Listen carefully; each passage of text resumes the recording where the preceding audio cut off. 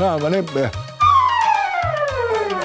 হ্যাঁ গেছেন খেলার নাম বাবাজি, বুঝেছেন? আর একেই বলে বাড়ির বউ।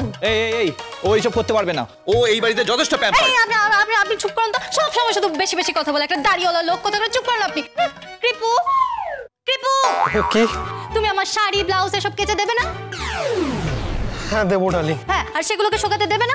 দেবো ডার্লিং। ব্যাস, তাহলে আর কি হয়ে গেল, তুমি সেটাই করো।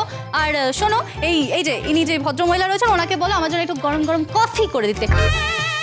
I want coffee right now. Okay? তুমি লাঞ্চ করবে না? করবো, তবে এখানে না। কোথায়? রেস্টুরেন্টে, কারণ এই বাড়িতে আমার গলা দিয়ে ভাত নামবেন না কৃপু।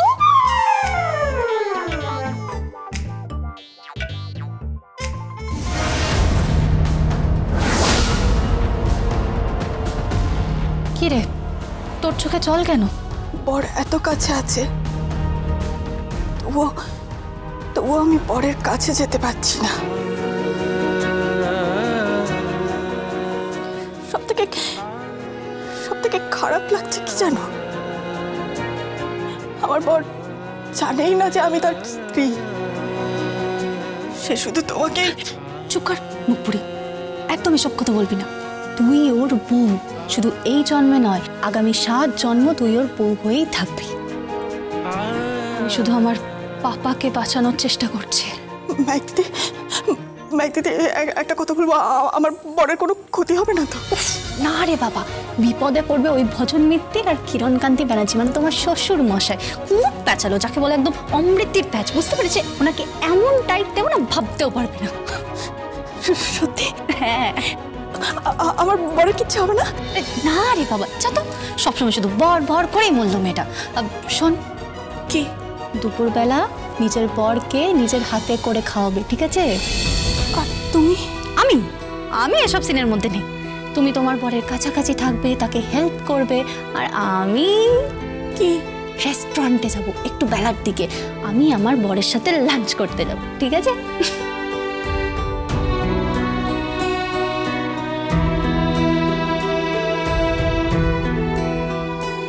তুমি এখানে কি করছো? দাঁড়িয়ে আছো কেন? যাও রান্না করে কি স্যালাডটা কেটে ফেলো, যাও। শুন, কি বলছিলাম যে মাহেক দিদি তো বাইরে খাবে, আজ আমি আপনার খাবারটা বেড়ে দেবো। ঠিক আছে।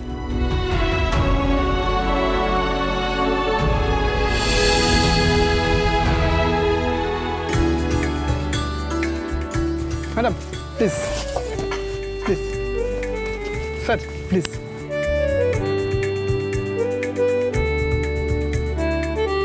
স্যার অর্ডারটা এনি হার্ড ড্রিঙ্কস?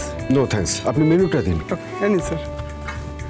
স্যার জলটা কীরকম দেবো, রুম টেম্পারেচার? হ্যাঁ, রুম টেম্পারেচার। আচ্ছা স্যার, মিনারেল ওয়াটার না plain water? Mineral water. Okay okay, thank you sir.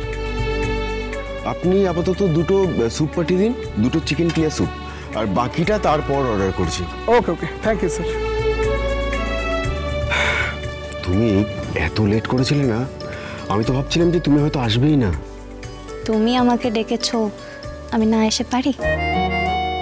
জানোই তো কত বাধা বিপত্তি পেরিয়ে আমাকে আসতে হয়। জানো তো, আমার না খুব ভয় লাগে, কারণ দেখো ওরা যদি জানতে পারে যে সত্যিটা কি, আর তারপর যদি ওরা তোমার কোনো ক্ষতি করার চেষ্টা করে, তাহলে কিচ্ছু করতে পারবে না।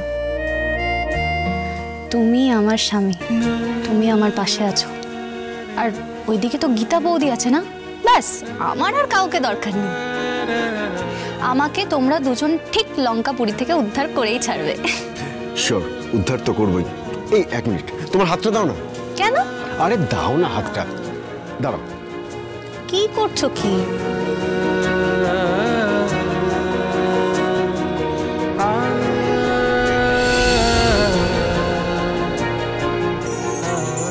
কি হলো, আবার রিং পরাচ্ছ কেন?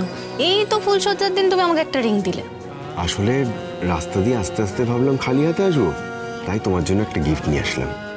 তাই? I love you Mehek. I love you too, Ankit.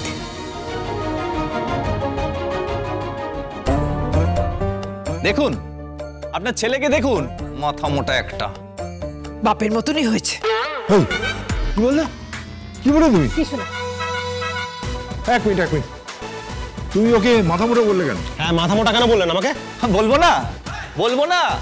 ঘরে বসে বসে বউয়ের শাড়ি কাচ্ছো, ব্লাউজ কাচ্ছো, পেটিকোট কাচ্ছো, ঘরে বসে কাচাকুচি করছো, মোবাইল লন্ড্রি হয়ে গেছো, বউয়ের জন্য রান্না করছো, এরপর কি করবে? পদসেবা। দরকার পড়লে করবো, যাকে ভালোবাসি তার জন্য সবকিছু করতে পারি। ভালোবাসো? আর সেই মেয়েটা কোথায়? রেস্টুরেন্টে বসে কি করছে? গপগপিয়ে খাবার খাচ্ছে, তাই না? সত্যি কথা, কেমন বউ দেখো, ছেলেটার দিকে কোনো ধ্যানই নেই, শুধু কিপু কিপু করছে। আর আমার ছেলেটা শুধু মেহেক মেহেক করে যাচ্ছে। অপদার্থ, রইল কথাকারের একটা। হ্যাঁ, তা তো হবই, বাপেরই তো ছেলে, চৌনো হবো না। এই, একদম ফালতু কথা বলবি না তুমি। এক মিনিট, মাথা ঠান্ডা করুন, শুনুন আমার কথাটা। একটা লোক লাগিয়েছি। কোথায়? মেহেক কোথায় কোথায় যাচ্ছে সেটা জানার জন্য। এই আপনি আমার বউয়ের পিছনে গুপ্তচর লাগাচ্ছেন? না কি হচ্ছেটা কি? এর ফল কিন্তু খুব খারাপ হবে বলে রাখলাম। এই ফালতু কথা বলো না তো। কোনো মেয়ে একা একা রেস্টুরেন্টে বসে খেতে যেতে পারে না।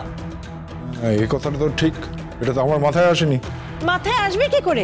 যেমন বাপ তেমন ছেলে, মাথা তো নয়, গন্ড মূর্খ একেবারে। মাইন্ড ইওর ল্যাঙ্গুয়েজ রতি, বাড়াবাড়ি হয়ে যাচ্ছে কিন্তু। আপনি কি বলতে চাইছেন বলুন। বলতে চাইছি যে কোনো মেয়ে একা রেস্টুরেন্টে বসে খেতে পারে না, তাও আবার বিয়ের কদিন পরেই। মানে মানে ওর সাথে নিশ্চয়ই তো কেউ আছেই। এই দেখুন, একদম ফালতু কথা বলবেন না। হ্যাঁ, আমার মনে একদম সন্দেহ ঢোকাবেন না। আমি যাচ্ছি এখান থেকে।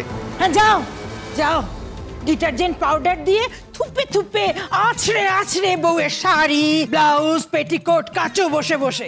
অপদার্থ কথাকারে, কি বলছিস শোনো। ঠিক আছে, বলুন। আমি মেহেকের পেছনে একটা লোক লাগিয়েছি। মেহেক কোন রেস্টুরেন্টে ঢুকবে সেটা আমাকে জানাবে, আর তারপরে কি? তারপরে তুমি সেই রেস্টুরেন্টে গিয়ে পৌঁছবে, গিয়ে দেখবে কি করছে,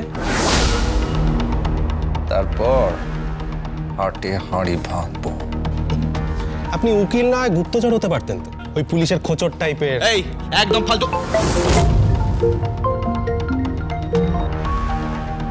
হ্যালো, আচ্ছা, ওকে।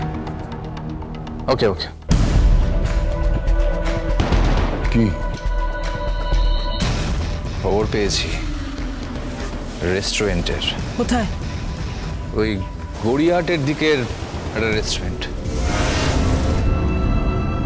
সঙ্গে কেউ আছে?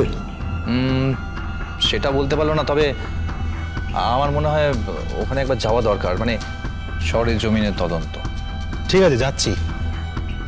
কিন্তু যদিও একা থাকে না, তাহলে ভজন মিত্তির তোমার এই দাড়িগুলো একটা একটা করে পটং করে আমি উপরে দেবো বলে রাখলাম। মা, আমি রেডি হয়ে বেরোচ্ছি। আর কাপড়গুলো একটু থুপে থুপে আছড়ে কেচে দিও। হ্যাঁ, তোমার বৌমা বলে গেছে।